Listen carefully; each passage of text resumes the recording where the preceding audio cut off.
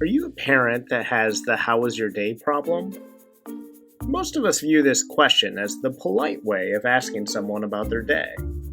And for many parents, they're able to get lots of details about their child's day by asking this question. However, for other parents, when they ask that question, they get this. So, how was your day? Good. So, what did you do today? I don't know. Other than my child's day being good, I really don't know anything about my child's day. Maybe this is the same for you, and asking your child, "How was your day?" is not getting you the information that you want. Maybe what you're really wanting to know is the answers to questions such as these. Did my child do anything fun today? Or was my child bored?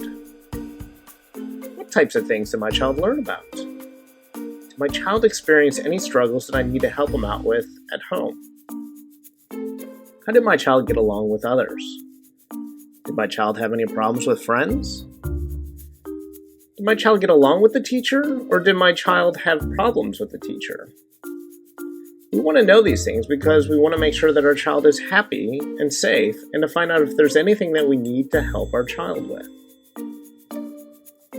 So oftentimes, when we think we are just asking one question, "How was your day?" we are really asking several questions loaded up into one question. Asking, "How was your day?" can really shut down the conversation. You're met with a 1 or 2 word response, and that is the end of the conversation. But perhaps you still want to know more about your child's day, and you start to ask all of those additional questions we just talked about. If your child had a bad day at school, those additional questions might feel more like an interrogation, where the child may end up getting themselves into trouble if they answer these questions honestly. So it may be that your child's silence is really an act of pleading the fifth so they don't incriminate themselves.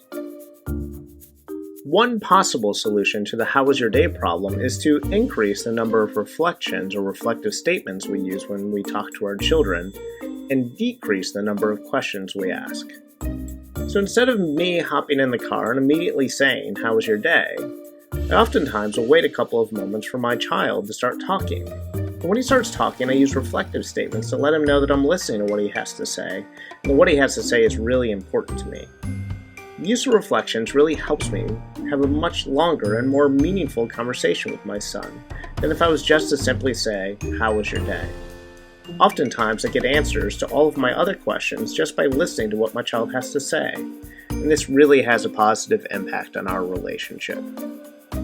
So I want you to hear what it sounds like when you use reflections to talk to your child instead of always asking, "How was your day?" In a moment, you're going to hear an audio clip of my son and I driving home from school. He had gone on a field trip that day, and I did not ask him any questions. I only used reflections. This also shows a good example of how we can interact with our kids in a meaningful and engaged way even while we have other things going on. To make sure that you know exactly when I'm using reflections, you will see a reflection bubble pop up on the screen each time. I hope by you listening to this clip, it will give you some ideas on how to use reflections with your child. I don't know, but this is kind of really awesome. They would have a car roll in. The car rolls in. Yeah, and then a lady would skate out. This isn't a performance, it's model. It would say, A lady would skate out like it was a drive-in restaurant. yeah, and she would skate out, and then she would take the order and stand there, and then she would turn around, and then she would go back in the truck. And then there's another lady taking in the order, and she turned around, and she went back in. So she goes in and out and takes your order. It's like in the 1950s. Oh, And in the 1950s, when there they was had waitresses the like that. When they had diesel trains, and they it's like those fancy diesel trains with 2 floors. Oh, a double-decker diesel train. In other room, they had even bigger tracks like the one I just said about, and it would go around. He'd set it up, and there was a mail train, like one cart, there's mail in it, and the rest awesome carts. There are 3 floors, 3. 3 whole floors for that train. And there's like this giant model, and the disco thing, everything except the tri-rail went together. Awesome as that.